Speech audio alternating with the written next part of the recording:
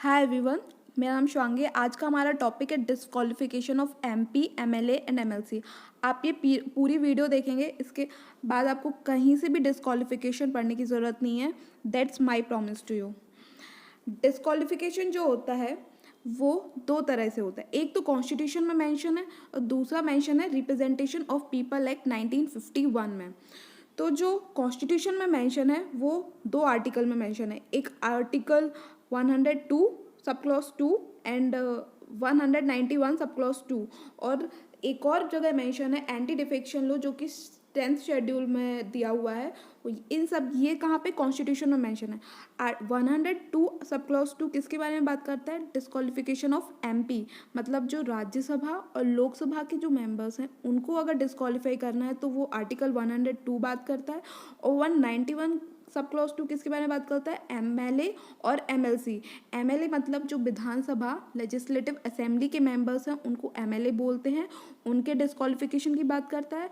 और जो legislative council होती है जिसको हम विधान परिषद बोलते हैं, तो अगर उनके मेंबर्स को हम एमएलसी बोलते हैं। तो अगर इनको हटाना है तो 191 सब क्लॉज 2 में बात की हुई है। और एंटी डिफेक्शन लॉ इसके बारे में बात की हुई है शेड्यूल 10th में। अब ये क्वेश्चंस हैं, हम ये लास्ट में सॉल्व करेंगे, पहले हम समझते हैं। जो 102 ये बात करता है disqualification of membership of parliament. तो कॉन्स्टिट्यूशन में कौन कौन सी चीज़ मेंशन है, ये सिर्फ जो ये यहाँ पे इस स्लाइड में दी हुए हैं सिर्फ इतनी ही चीज़ कॉन्स्टिट्यूशन में मेंशन है। बाकी सब रिप्रेजेंटेशन ऑफ पीपल एक्ट में मेंशन है कि किस कारण की वजह से डिस्क्वालीफाई होते हैं। तो प्रॉफिट की वजह से, प्रॉफिट अगर वो कोई ऐसा ऑफिस होल्ड करके रखे हैं जिसमें उनको प्रॉफिट हो रहा है फाइनेंशियली, तो उस बेसिस पे उनको डिस्क्वालीफाई किया जा सकता है।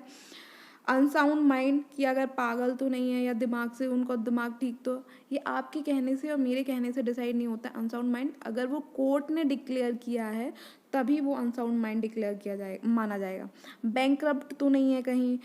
और सिटीजन ऑफ इंडिया, अगर वो सिटीजन नहीं है तो वो डिस्क्वालीफाई हो जाएंगे।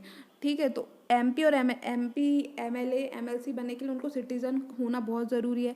If he is so disqualified by or under any law made by parliament, और साथ में एनी लॉ, अगर कोई भी लॉ कानून पार्लियामेंट बनाती है तो उस बेसिस पे भी उनको डिस्क्वालीफाई किया जाता है। इसीलिए under 10th schedule 52nd constitutional amendment act 1985 में पार्लियामेंट ने क्या पास किया था? Anti defection law. ठीक है, तो एक ये हो गया। और a person shall be disqualified for being a member of either house of parliament if he is so disqualified under the 10th schedule. These are the only ground mentioned in the Constitution of India. ये सिर्फ इतने ही grounds mention है constitution में।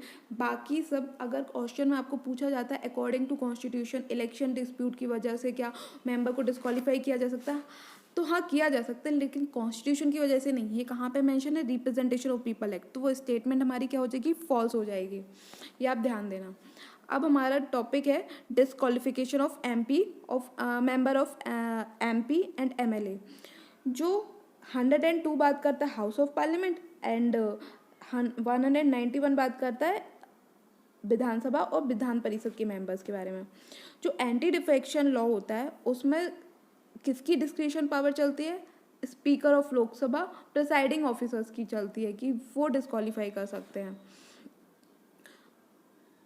और जो ये वाली चीज़ अब मेंशन है, जो office of profit, unsound mind, discharge insolvent, undischarged insolvent, citizen of India और disqualified by or under any law made by parliament, ये इनमें किसकी चलती है? इनमें चलती है प्रेसिडेंट करते हैं। किसकी एडवाइस पर? On the aid and advice of election commission. इसमें पार्लियामेंट का कोई रोल नहीं है। इन बेसिस पे प्रेसिडेंट हटाते हैं, लेकिन वो किससे कंसल्ट करते हैं? इलेक्शन कमीशन ऑफ इंडिया से, और वो उन पर बाइंडिंग रहती है। और जो रिप्रेजेंटेशन ऑफ एक्ट 1951 में ग्राउंड मेंशन है वो क्या है कि अगर इलेक्शन ऑफेंस की वजह से डिस्क्वालीफाई हो रहे हैं, करप्शन की वजह से, या उनको सज़ा मिली है 2 या 2 से ज़्यादा साल की। तो राहुल गांधी को किस बेसिस पे? कि उनको 2 साल की सज़ा मिली थी। और देखिए, जब भी any person convicted for not less than 2 years, अगर किसी व्यक्ति को 2 साल से कम की सज़ा नहीं मिल रही है, उनको 2 साल मैक्सिमम सज़ा मिली थी। तो अगर डिस्क्वालीफाई हो गए, वो कन्विक्टेड हो गए कि हाँ ये डिस्क्वालीफाई हैं, और अगर उनको सज़ा नहीं दी, सिर्फ उनको डिस्क्वालीफाई किया है कि हाँ उनको कि ये डिस्क्वालीफाई हो गए हैं और उनको जेल की सज़ा नहीं हुई है, तो वो 2 साल वो मतलब जितनी साल की उनको सज़ा मिली है प्लस 6 साल, फाइन उन पे कितना है, 6 साल तो उनको लगने हैं। अगर वो डिस्क्वालीफाई हो गए तो 6 साल के लिए तो वो डिस्क्वालीफाई हो ही गए, लेकिन अगर उनको जेल की सज़ा भी मिली है तो वो सज़ा प्लस 6 साल। तो 2 तरह की टाइम जोन होते हैं, ये याद रखना। हाँ, he must not have failed to lodge an account of his election expense within the time. जो इलेक्शन के टाइम पे जो भी खर्चा हुआ है तो वो अकाउंट मतलब उसके बारे में उनको इलेक्शन कमीशन ऑफ इंडिया को बताना पड़ेगा, ऐसा नहीं कि आप बता नहीं सकते। He must have not interest in government contract, जो भी सरकार काम करे उसमें उनका कोई प्रॉफिट नहीं होना चाहिए, इन सब बेसिस पर डिस्क्वालीफाई होते हैं। अब बात करते हैं एंटी डिफेक्शन लॉ के बारे में। Sorry. Disqualification. Member of political party. A member of house belonging to any political party become disqualified for being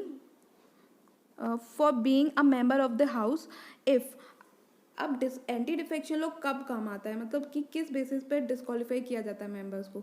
अगर किसी मेंबर ने खुद ही पार्टी छोड़ दी, मतलब खुद ही वॉलेंटरली अपनी मर्जी से पार्टी छोड़ी, तो वो उनको डिस्क्वालीफाई कर दिया जाएगा। और इफ़ ही वोट और एब्सटेन फ्रॉम वोटिंग, अगर उन्होंने वोट डाला या एब्सटेन किया कि वोट नहीं डाला, पार्टी पॉलिटिकल पार्टी ने, हर पार्टी का विप होते हैं, लीडर होते हैं हाउस में, तो जो पार्टी विप बोलते हैं, जो पार्टी लीडर बोलते हैं कि इस बिल पे हाँ बोलना है या ना बोलना है, अगर वो बात वो नहीं मानते हैं पार्टी की, उनके अगेंस्ट में जाते हैं या वोट नहीं करते हैं, तो उस बेसिस पे भी वो डिस्क्वालीफाई हो सकते हैं। अब ये पार्टी उनको 15 दिन के अंदर माफ़ कर सकती है, अगर नहीं करेगी तो फिर वो डिस्क्वालीफाई हो जाएंगे। इंडिपेंडेंट मेंबर, कि अगर independent member of the house become disqualified to remain a member of the house if he join any other political party after such election, कि जैसे इलेक्शन हुआ, वो बीजेपी से चुनाव लड़े, लेकिन उसके बाद वो कांग्रेस जीतने के बाद वो कांग्रेस पार्टी में चले गए, तो इसमें डिस्क्वालीफाई कर दिया जाएगा। या वो कांग्रेस पार्टी के थे, लेकिन जीतने के बाद वो एमपी बनने के बाद या एमएलए बनने के बाद उन्होंने कांग्रेस पार्टी कांग्रेस पार्टी के थे, और अगर उन्होंने बीजेपी ज्वाइन कर ली तो इसके बाद उनको डिस्क्वालीफाई कर दिया जाएगा। तो मतलब किसी भी पार्टी के हों, लेकिन जीतने के बाद वो मेंबर बनने के बाद, सदस्य बनने के बाद उन्होंने किसी और पॉलिटिकल, तो इस बेसिस पे उनको डिस्क्वालीफाई कर दिया जाएगा। और अगर कोई नॉमिनेटेड मेंबर है, जैसे कि राज्यसभा में नॉमिनेट किया प्रेसिडेंट ने 12 मेंबर्स को, तो उनको पॉलिटिकल पार्टी, किसी भी पॉलिटिकल पार्टी को 6 महीने के अंदर ज्वाइन करना है। कितने टाइम में ज्वाइन करना है? 6 महीने के अंदर उनको किसी भी पॉलिटिकल पार्टी को ज्वाइन करना है, एक नॉमिनेटेड मेंबर को। अगर वो नॉमिनेट नहीं करते हैं, मतलब अगर वो ज्वाइन नहीं करते किसी पॉलिटिकल पार्टी को 6 महीने के अंदर, तो वो डिस्क्वालीफाई हो जाएंगे। विप क्या होता है? विप होती है एक instruction issued by the party to all the legislative member.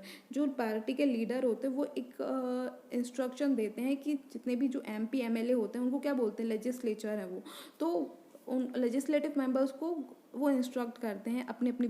तो chief whip is responsible for administrating the whipping system that ensure that member of the party attend and vote in a parliament as the party leadership desire. Type of whip, कितने तरह की whip होते हैं? एक 1 line whip होती है, 2 line whip होती है, 3 लाइन विप होती है। अगर आप 1 लाइन और 2 लाइन नहीं भी मानेंगे तो कुछ डिस्क्वालीफाई नहीं होंगे, लेकिन अगर आपने 3 लाइन विप नहीं मानी तो आप डिस्क्वालीफाई हो जाएंगे। 1 लाइन विप क्या बोलते हैं? Inform the member about a vote, कि आप अपने जिस पार्टी के आप हैं, आपने अपने मेंबर को बता दिया कि आपको इन्फॉर्म कर दिया वोट के बारे में। दूसरा, आपने इन्फॉर्म किया और मैंडेटरी बोला कि आपको अटेंडेंस भी देनी है, कि आपको हाउस में उस दिन वोट करने के लिए आना है।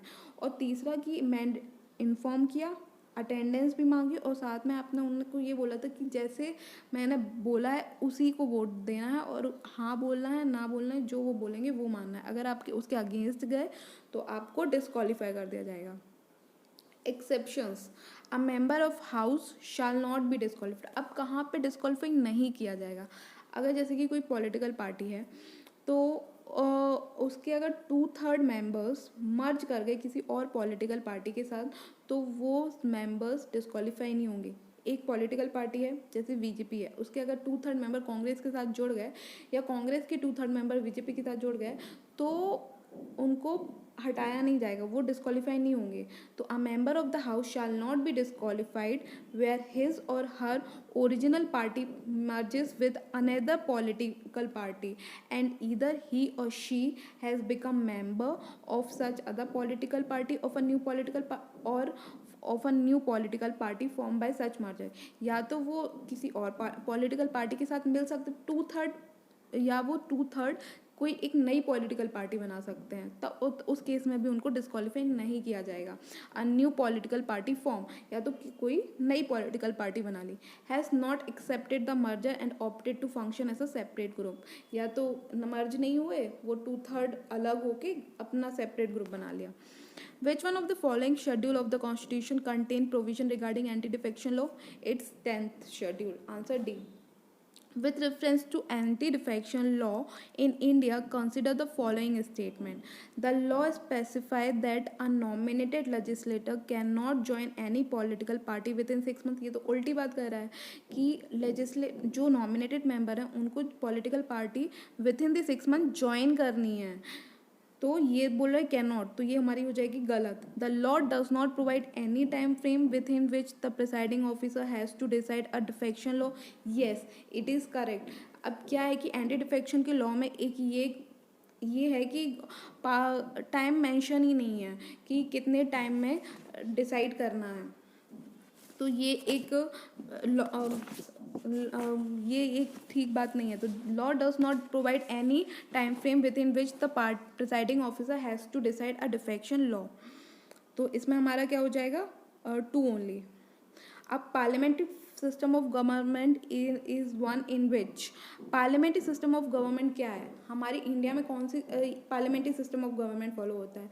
इसमें executive is responsible to legislature. Executive क्या है, सरकार है, और वो किसके लिए एग्जीक्यूटिव क्या करते हैं, इनका काम होता है इम्प्लीमेंट करना लॉ को, और ये तो हमारी सरकार है जिनको हम एग्जीक्यूटिव बोलते हैं, और पार्लियामेंट क्या है, लेजिस्लेचर है। और तो all political party in the parliament are represented in the government, नहीं, कि जितनी भी इंडिया में पॉलिटिकल पार्टी क्या सबको रिप्रेजेंटेशन मिला है पार्लियामेंट में और सबको सरकार बनाया गया है, नहीं। All political parties in the parliament are represented in the government, नहीं। जिसकी पार्टी मेजॉरिटी में होगी पार्लियामेंट में वही अपनी सरकार बना सकता है, हर कोई थोड़ी ना बना सकता है, तो ये तो गलत है। और वैसे भी एक्सट्रीम वर्ड है ऑल, तो it should not be correct. The government is elected, the government is responsible to the parliament, yes it is correct। Government क्या है, एग्जीक्यूटिव है, और ये रिस्पॉन्सिबल है किसके लिए, किसके लिए रिस्पॉन्सिबल है, लेजिस्लेचर के लिए रिस्पॉन्सिबल है। और क्या दिया है, द गवर्नमेंट, तो हमारा सेकंड आंसर सही है। अभी हम ये सी एंड डी भी देखते हैं। The government is elected by the people, नहीं, ये हम तो लेजिस्लेचर MP MLA को वोट करते हैं, हम सरकार थोड़ी ना बनाते। सरकार तो जिसकी मेजॉरिटी होगी, जो ज़्यादा मेंबर्स होंगे वो उनकी बन जाएगी। तो and can be remove by them, नहीं, हम नहीं रिमूव करते, ये पार्लियामेंट रिमूव करती है। अगर मेजॉरिटी में नहीं होगी तो नो कॉन्फिडेंस मोशन लाया जाएगा और सरकार गिर जाएगी। The government is chosen by the parliament can not be remove by it before completion of a fixed term। The government is chosen by the parliament, yes it is correct, but cannot be removed by it before नहीं, अगर majority में नहीं होगी तो अगर 5 साल पूरे नहीं भी हुए तो भी उनको क्या कर दिया जाएगा, तो भी उनको हटा दिया जाएगा। तो ये क्या हो जाएगी, गलत हो जाएगी। तो इस तरह से दैट्स ऑल फॉर टुडे। हमारी क्लास आज के लिए इतना ही है। अगर आपको मेरे लेक्चर्स अच्छे लगे हैं तो प्लीज़ मेरे चैनल को सब्सक्राइब करिए और मेरी वीडियोज़ को लाइक करिए। Thank you.